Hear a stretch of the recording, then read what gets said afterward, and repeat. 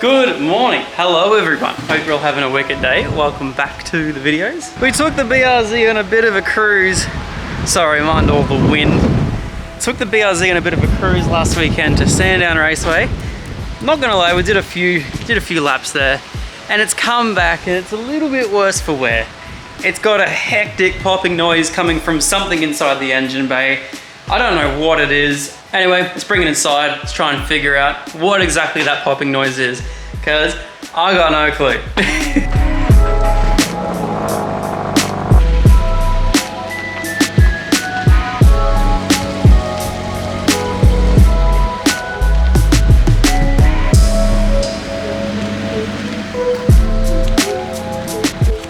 All right, so a little bit of a backstory. Did all the work to the BRZ last weekend, and we went out to Sandown Raceway, and it was an absolutely amazing experience. I smashed 2 seconds off my PB, which I'm stoked about. Went out there, we started the day going in there with a PB of 1:33.7. We got that down to a 1:31.1. So 2.5 seconds we smashed off that time, which I'm absolutely stoked about. The little BRZ did such a good job. Anyway, we started to drive back home, and I didn't actually notice this issue until like a couple of days after, when I was driving to work. There was some loud pops that were coming from something in this car. So like, they were like physically like a really loud pop, and it would only happen under torque. Like sort of when I was taking off from traffic lights, when I was going up hills and I was giving it a quick little stab. But it got progressively worse throughout the day. It only ever happened once the car got completely cool and then back up again. So I didn't know exactly what it was. I was looking around, I was trying to like weaving the car from left to right, and I couldn't make the noise happen because I was sitting inside the car with the windows up, and I'm like, surely this has to be a wheel bearing or something because of this.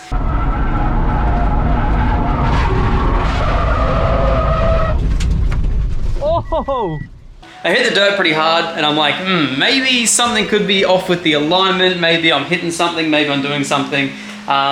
Anyway, we then got to Adam's house and to film the podcast for the Washed Up Club, which you sure go check out.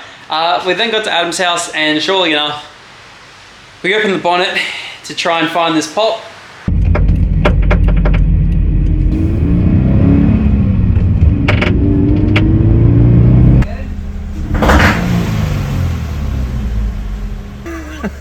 I've never heard a car make that sound. What's up, guys? That was a backfire.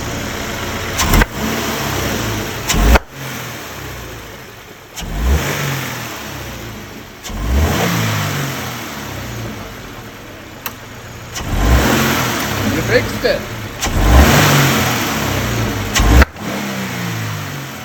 Yeah, there's some pretty intense noises. So I've nailed it down to the engine. We're not quite sure exactly what it is, but it sounds very much like pre-detonation or like backfires from the intake. So that's the goal today. We're gonna dive into this thing. I have a pretty good idea as to what it is because I have researched for hours as to what this issue is. And it seems like it's a pretty uncommon thing to happen, but can happen. So we're gonna dive into it. And I'm pretty sure this issue is exactly the same as what happens when you have injector seal leaks.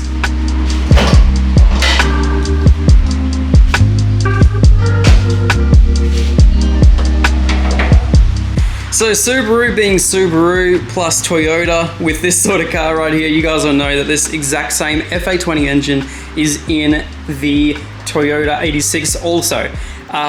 One thing that I didn't realize when I got this car was, even though it's a 4-cylinder that makes 200 horsepower at most, these things have 8 injectors. They have 4 port injectors and 4 direct injectors. Now, port injectors sit above the valves and they inject fuel as the valve opens. Direct injectors basically go straight into the block and they go straight into the combustion chamber. And so me that's putting 4 injectors on a rotary basically to try and give it enough fuel, Subaru to make 200 horsepower decided to put 8 injectors into this thing. I don't know why, but we're gonna figure that out. I've nailed the noise around to this sort of section here. And now I'm pretty sure that the direct injector seal on cylinder 1, which is the one that's closest to the front, in front of the driver, is the problem injector seal. Now, I'm not quite sure just yet. Before this even happened, you guys all saw that I replaced the coil packs in this thing because I had a coil pack fault, and that is apparently one of the first things that can go is it throws this fault for a misfire at high RPM.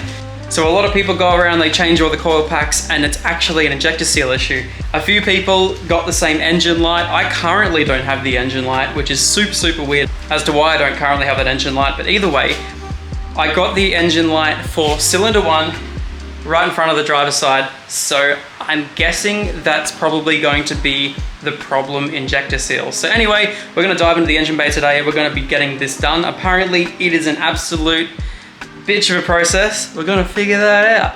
I'm gonna fix this little BRZ and we're gonna get back out on track and we're gonna get into those 30s and the 29s. So I'm excited. Anyway, we have to take the intake manifold off. So first of all, I'm gonna remove the airbox and all that sort of stuff. It looks like there's heaps of room to play around in this car. It just sucks when everything serviceable is on the side there. So I don't know. I'm gonna try and just remove the annoying things, and then we're just gonna, yeah, just kind of make stuff work. The direct injectors are somewhere down here beneath this ECU right here, and they go straight down, but I also need to get to the fuel rail as well. So I'm just gonna take the entire manifold off, get everything sorted, work it all out, and then we'll go from there.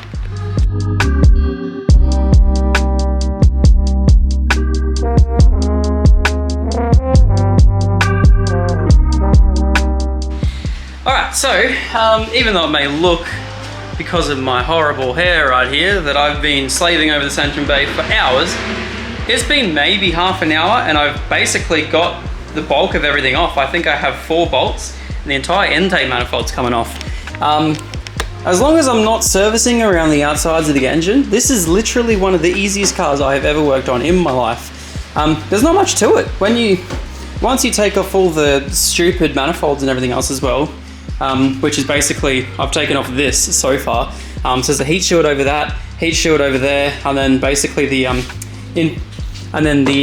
intake, and I've detached the throttle body because I didn't want to have to rebleed the car. The throttle body gasket looks like it's reusable because it's all rubber, and it should seal perfectly as long as I clean everything off. But literally, this looks like it's basically ready to come off. I have what looks like maybe 6 bolts to take the entire intake manifold off. So as long as I can get to all them, I think we'll be laughing. So yeah, as long as I don't drop anything inside, I think we're good to go. So yeah, intake manifold's gonna come off, and then the direct injector's literally just under that. So let's get to them. Fingers crossed. Should have slipped out, but we'll see. I don't know. Pretty sure I had everything.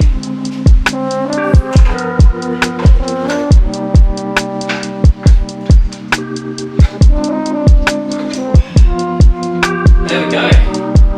She's out. Beautiful. And there are our port injectors. Alrighty. One thing I probably should have done is for some stupid reason, did not drain or did not release the pressure of fuel lines before I did this. So yeah, they're gonna be full of fuel, unfortunately, but it's gonna do them really slowly. Fingers crossed they don't leak too much fuel. But yes, we've got the intake manifold off. The intake manifold looks great. I have noticed there's a little bit of I guess it's probably from just moving around, but yeah, this one here is the problem cylinder. So I don't know, we'll find out. We'll find out exactly what the issue is, and then yeah, but I'm still thinking down here is our problem injector. So we're gonna take off this line here first, and yeah, fingers crossed we don't do anything. But first of all, I'm gonna cover those holes so I don't drop anything down there. It's a bit scary, not gonna lie. Alright guys, so this one right here, I don't know if you guys can see this fuel rail, is supposed to be my culprit. So we'll quickly just see if we can remove this out of the way.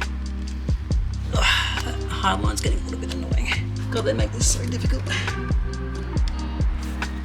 Just move the fuel line out of the way first. Let's try that.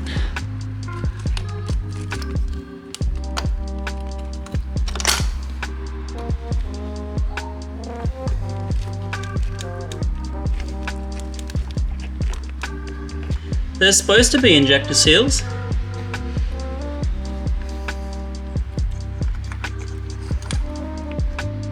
That one's got an injector seal. This one here does not.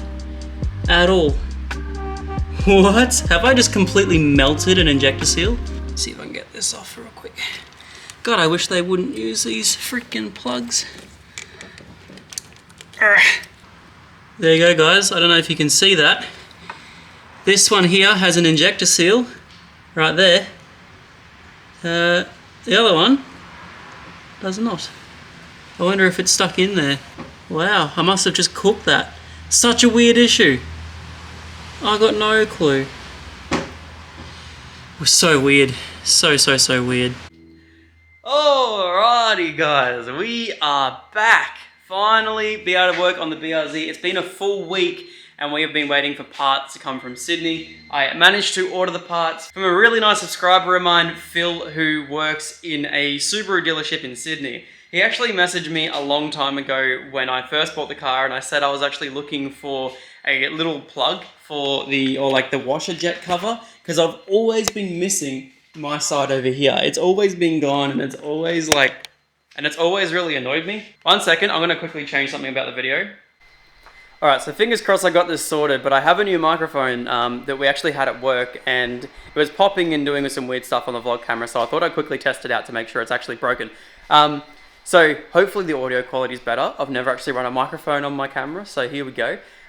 Anyway, Sydney Phil, I'm gonna call him, actually got in touch with me about a little plug for the front a long time ago, and I got the part number from him, and I've never ordered it, and then just clicked in my mind, I need some parts, I need to go to a Subaru guy, and sure enough, he was able to help me out with the entire lot, literally emailed me back within 5 minutes. To get all these parts, and I'll quickly show you what we got. So Phil actually sent me an entire bunch of seals that I needed for the car. It wasn't sponsored or anything, but I just want to give a massive shout out to him because I would be completely lost with getting every single part number to do this job if it wasn't for him. So massive thank you. And all up, everything cost me around about $400. So if you guys do need to do this at home, that's roughly how much it's going to cost for you to do the entire job yourself. Now, I did also need to go get some tools and stuff like that, so realistically, I think this costs probably around $500 to fix this car at the moment, but anyway. So we got everything including these seals right here. These are the direct injector seals, and if we come over to here, I showed you guys in the previous video, sorry, mind my bench right here. This is the thing that went wrong in the last video. You guys can see these direct injector seals at the very top right there. That is what goes wrong with these injectors. So I've never seen one completely disappear, and neither had he. He'd actually never had an issue with them in the past. But yes, these are what goes wrong. They either crack or they separate or they just get really, really hot and disintegrate. So yes, that's what we're going to be replacing today. And as you guys can see, I have already done so. I have put a brand new seal on top of there, and one thing is they have a tool for these things, and I didn't actually get the tool to do this job. I was going to, it was like 60 bucks, but I wanted to do this thing on the weekend, and I was just going to hope that I could get it, because they're pretty malleable, and you can get it over the top. They're like a really hard plasticky Teflon sort of thing, but what I did was I put it in hot water, let it like soften up a little bit, and then I worked it over the top of the injector and separated it over time, and I just worked it over about 10 minutes or so. Managed to get it on there, and pretty much what I'm doing now is I'm just clamping it down with a small zip tie and letting it sit there in some cold water, and basically that's shrinking that little tiny seal back down. So you don't need to get the tool. It's probably better to get the tool, but I didn't nick my first one. I can quickly show you guys what it sort of looks like. So there you go. I didn't nick my first one. Mine was completely fine, and it sits on there nicely. They do have a little bit of wiggle room, and they will sort of compress and sit themselves with the heat going cold and hot and cold and hot. So yeah. Not only that, but because I have all the injectors out, I want to reseal the entire engine. So yes, I have all new injector seals all throughout the entire car. Yeah, brand new seals absolutely everywhere, and I have these little O-ring circlip thingies which are going to be for the next stage of doing the injectors, which are going to be putting these brand new seals on. Luckily, I've only taken 2 direct injectors out because I believe that side there was the issue. The fact that it didn't have an injector seal probably was a thing. I'm not going to pull these 2 out. I'm just going to leave them for today. At least I'm going to have all these parts to do if I do get stuck one day. At least I'll know what the issue is. But yes, these are what we're going to be replacing next, is they have like a tiny little seal around the bottom of them. It's super weird. It's like a crush washer kind of thing. It's kind of cool. But not only that, I am stoked. The best bit about the entire thing, about the entire purchase, was the fact that I got myself a little blue washer jet cover, which I'm stoked about. These come pre-painted and matches the color of the car pretty good. I'm stoked. So yeah, we're going to install that, but that's going to be the last thing. So if you guys want to see what it looks like all done, the car finished and actually looking pretty good, yeah, you're going to have to wait around until the end of the video. But first of all, I've cleaned up the entire thing down here, cleaned up all the bits where the gaskets are going to be sitting. So I'm going to quickly clean them up, put a bit of lube on them, make sure they all sit down nicely and don't leak. And then, yes, I'm going to make sure I definitely torque these bolts up because I do not want to have 3,000 PSI, I found out, for direct injectors and stuff like that, like between 2,000 to 3,000 PSI, squirting out in my face or over the engine while I'm on track. So that would be bad. So we're going to quickly do that and start putting the car back together, and fingers crossed it works.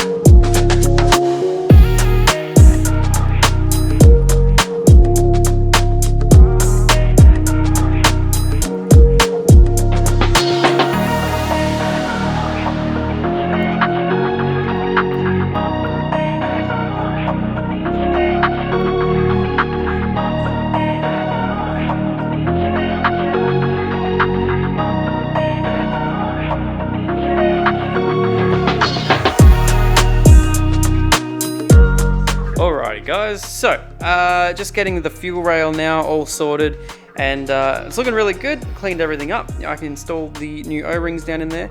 One thing when I was doing the O-rings though, I was absolutely gobsmacked about, right? So looking down in here, I don't know if you guys can see that tiny little hole. That is the feed for this direct injector fuel rail, which is wild. Yeah, 3,000 PSI through that tiny little hole is enough to make a BRZ run. That is so incredibly impressive. I don't know how direct injectors work, whether that like feeds the whole thing and that's the entire combustion process, but yeah, either way, that tiny little hole looks completely out of place and it's hilarious. So yeah, anyway, for the more you know, a BRZ is fed by that tiny little hole. Mad. Alrighty guys, we have 2 completely brand new seals, 2 completely brand new sealed up injectors, and all the little clips and everything. If you guys want to know how these sort of orientate, it's kind of weird, but I don't know exactly. Either way, it looks sick. So we're going to chuck them in, and fingers crossed everything is all good. I'm really hoping I haven't screwed this up. There's only one way to find out though, and that is by putting everything together and testing the fuel pressure. So yeah.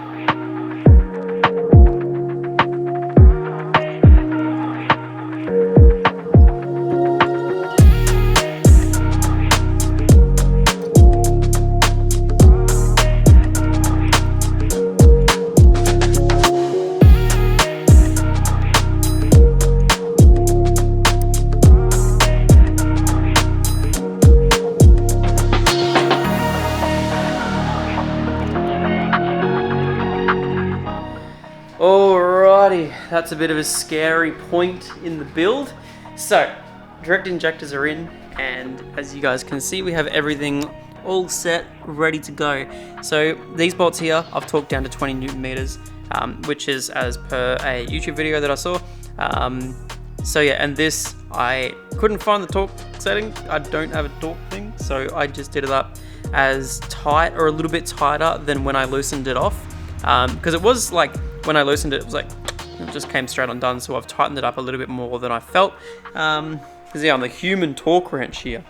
Fingers crossed it doesn't leak, because I do not want to be pulling that out again and redoing more injector seals. But at least I know what the issue is, and I can fix it if it happens again, and I've got spare parts here ready to go. So I'm very, very stoked. I'm going to start putting the intake manifold back on and make sure I do everything correctly. So I'm just going to chill out, put some music on, relax. I'm probably going to go wash my hands and go wash my face, because I've been playing with fuel and I'm a little bit so I'm just going to chill, make sure I do everything correctly, make sure every single bolt goes back in, and yeah, go from there.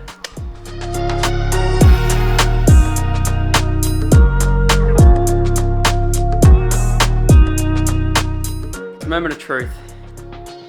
I spent a good 5 hours putting this all back together and cleaning injectors and doing everything. So if there's some work, I'm not going to be very happy, and I'm probably going to end the video, and then I'm going to do it all again tomorrow. It should be pretty good though. I made sure to do everything correctly, so as long as we're not leaking any fuel, should be okay. Find out. Come on, Bill. Come on.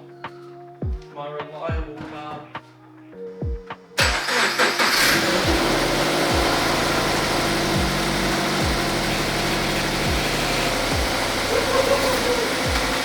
Is this?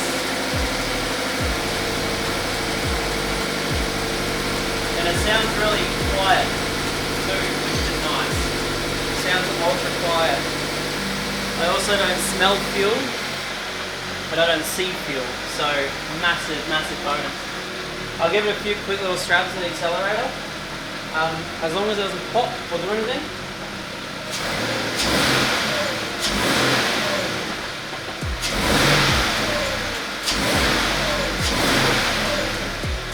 Alrighty guys, the BRZ is all back together, and I will add, it's a bit of a daunting task to do this with direct injectors and dealing with the amount of pressure and everything else as well, but as long as you do everything right and clean, it definitely is all good, and it's definitely worth it, because taking that to a shop would have cost in the thousands, especially for labor, and I was not willing to pay all that money for labor when I could probably give it a crack myself, and it might be fine for 50 kilometers. So anyway, I'm not jinxing myself, touch wood. Yep, that'd be enough. Anyway guys, that entire thing is done, and I'm going to end it on a high, because I have never dove into the engine bay of this BRZ, and it looks like a bit of a mess, and it looks pretty easy to work on, and for the most part it relatively is. It's a great little car. It's basically bolts on, bolts off, and for me to get that intake manifold off the other day was literally half an hour. To put everything back on and swap out those direct injectors today, I did spend a good part of probably about 6-7 hours actually doing it, but absolutely stoked. The entire car is all back together now. Fingers crossed, running really nicely and ready for its next track day. Not only today as well, I also went through, I put all new spark plugs in the car, because I actually went out and bought tools for it. So once again, massive thank you to Raceworks for sponsoring all of those spark plugs, coils, and everything else that we've had to fault find this issue right here. I'm so glad that we fixed it, and fingers crossed that fix holds for the rest of its life, and it just goes straight back to the track, and it just does everything it needs to. Speak of the devil, Sarah's home. Woo! Now that the car's all sorted, we get to put the blue thing on. But the thing is, I actually had a little bit of a test before, and I don't have the adapter clip that goes from this to the car, so I'm not going to put it on. I have some stuff that may potentially help in this circumstance. Wasn't in that drawer. Oh, where'd it go? Oh no. Oh, it turns out I've lost it. Double side tape I was just going to use to just chuck it on there. But we can do that tomorrow when the car's all clean, I guess. Anyway, we'll take it for a quick little rip. Make sure she's all good. Perfect.